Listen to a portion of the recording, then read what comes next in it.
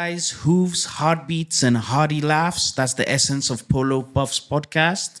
Welcome back, episode number 3. Thank you for tuning in for a wild ride through the polo fields and polo history of Nigeria. I'm here with, you know it, Tajuddin Saro. Hello. Cyrus the Virus. Welcome, everybody. I hope you've trademarked that name. It's our 3rd edition, and I think we're growing. We're growing. We're getting there. And of course, today is a great honor for us to have one of our legends, should I say, on the Polo Club, architect Ade Laoye. We call him Presido.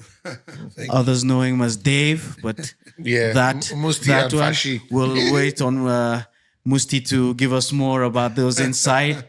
Presido, thanks for your time. Thanks for joining us. Great. I was kidnapped though.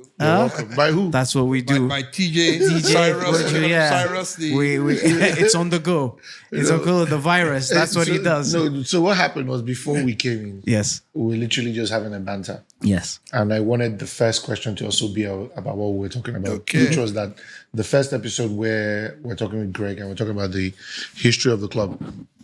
And we go, the polo started in 1904.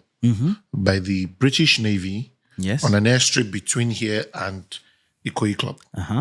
Correct. Right? So I had a lot of calls from different people, older members, obviously. And I think the notion or the thing that's been cemented in other people's minds was that it was the army. Okay. So I think the army played the game predominantly. But the Navy instituted. That's what the history books say. That's what we have on the website of the club, and also people that have done their research.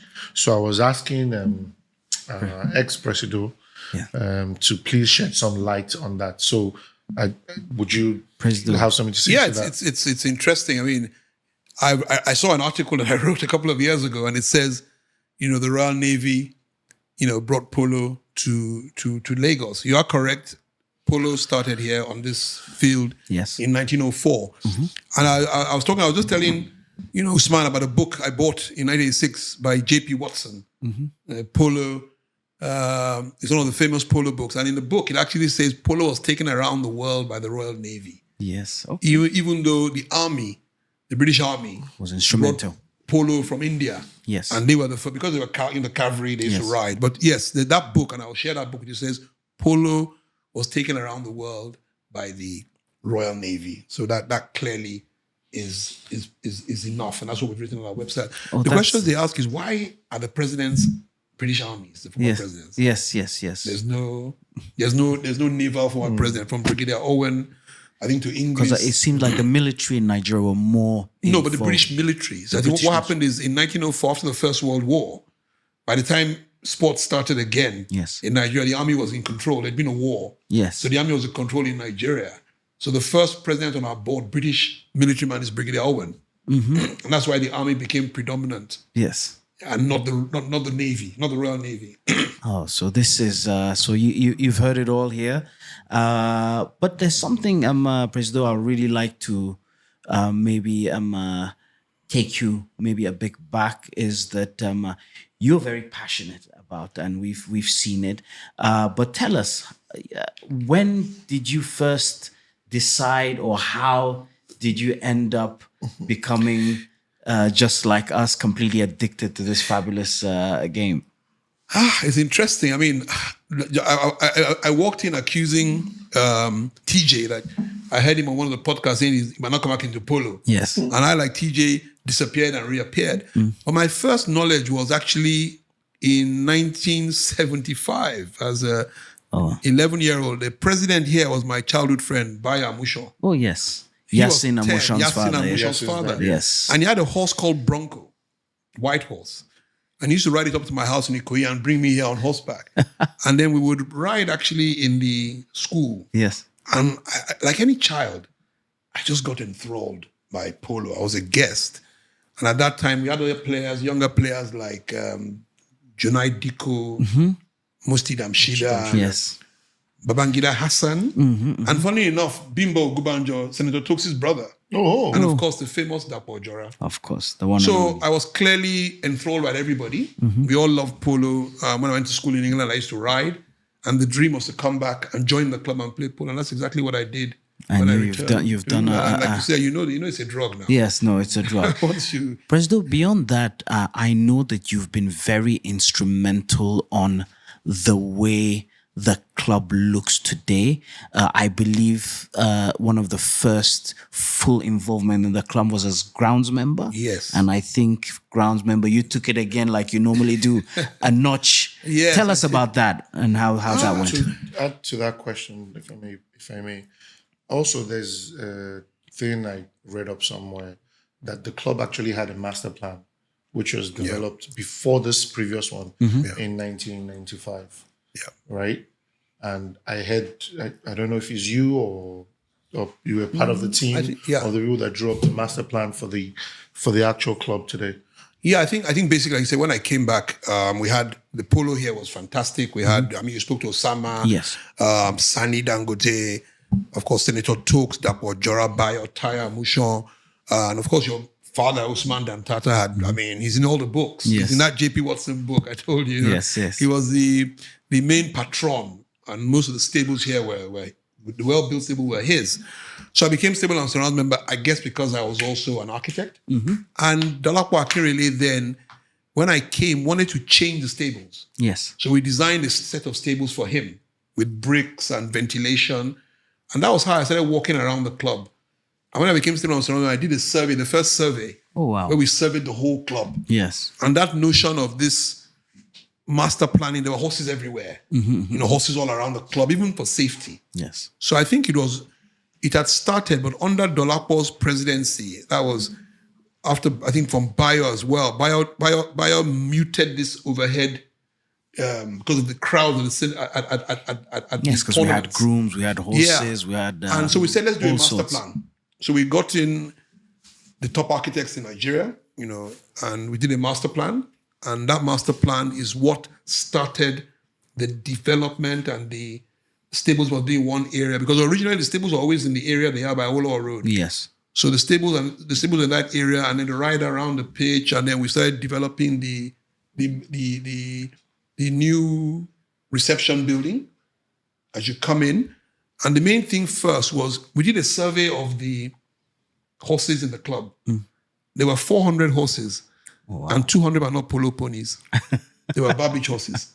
Yeah, in the club. Yeah. Whoa. Now that's something you didn't know, TJ. That's something you didn't. That's something you didn't know. I didn't even know that. So we did a survey, and also the life people lived around, the chickens, the people. I remember those times. So the idea was to... It was a livestock. Yeah, so we just read the zoo. Constitution and said, Constitution said rooms alone.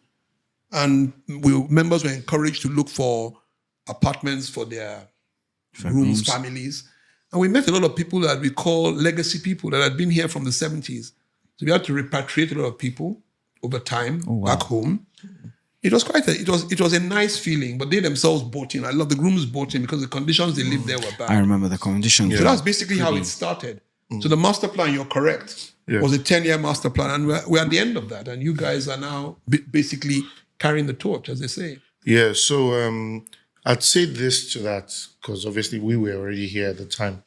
And I believe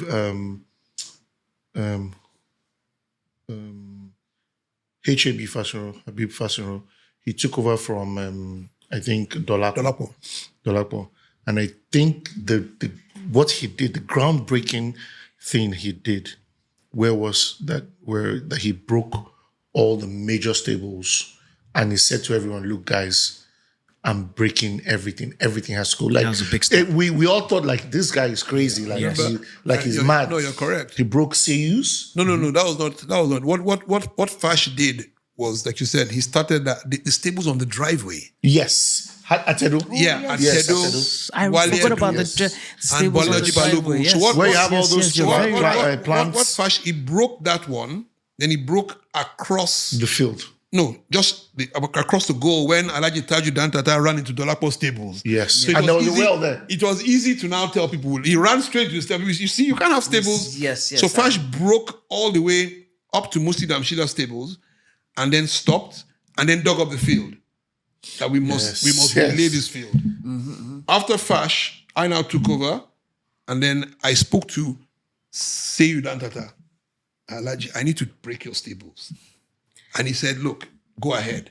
So once we broke Seyu's stables, it was easy for everybody else to follow. And then Dapo's famous OJ stables here too. Yes. I told Dapo said, then afterwards... Yes, because his was just behind the office. So behind the office. Yes. So once those two had gone, and even Alhaji Sani as well, Sani had the ones on Awolowo Road. Yes. Remember? Sitting on the drain. Yes. So and Sani said, okay. And that was the only drain out of the club. Yeah. So once those three went, it became easy.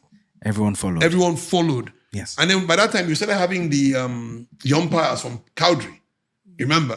I remember the guy telling me that, look, Ade, horses don't sit in boxes. Polo ponies don't sit in boxes.